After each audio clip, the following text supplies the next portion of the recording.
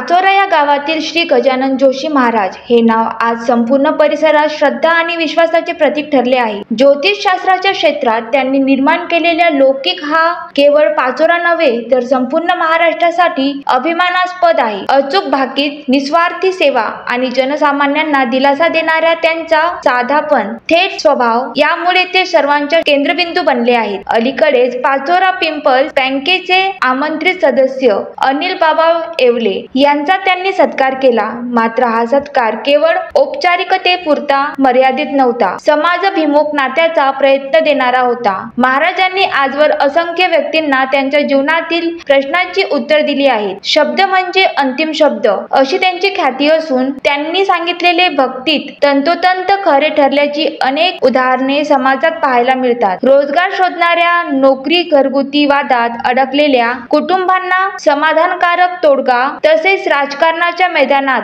उच्च पदे गाठलेल्या अनेक नेत्यांच्या यशामागे त्यांच्या मार्गदर्शनाचा मोठा वाटा आहे। विशेष म्हणजे त्यांनी कधीही पैशाची अपेक्षा न ठेवता विनामूल्य ज्योतिष सल्ला दिला। त्यांची ही निस्वार्थ वृत्तीच लोकांच्या मनात त्यांना वेगळं स्थान मिळवून देते। महाराष्ट्रातील अनेक राजकीय नेते, अधिकारी, सामाजिक कार्यकर्ते तसेच सर्वसामान्य लोक त्यांच्या मार्गदर्शनासाठी येतात आणि प्रत्येकाला ते आत्मविश्वास देत परत पाठवतात। आजच्या राजकीय, सामाजिक आणि सांस्कृतिक घडामोडींवर भाकीत महत्त्वपूर्ण मानले जाते। पुढील काळातील समाजकारणाविषयी सर्वांचे लक्ष त्यांच्या शब्दाकडे लागलेले असते। म्हणूनच श्री गजानन जोशी महाराज हे केवळ ज्योतिष नाहीत तर पाचोरा गावाच्या लौकिकाला नवे आयाम देणारे एक अध्यात्मक दूत आहेत। त्यांच्या कार्यामुळे पाचोराचे नाव राज्यभर उजळले आहे आणि भविष्यातही त्यांच्या कार्यातून पाचोरा आणखी उज्ज्वल होईल असा विश्वास प्रत्येकाच्या मनात आहे। Vidarbha city news, Amravati.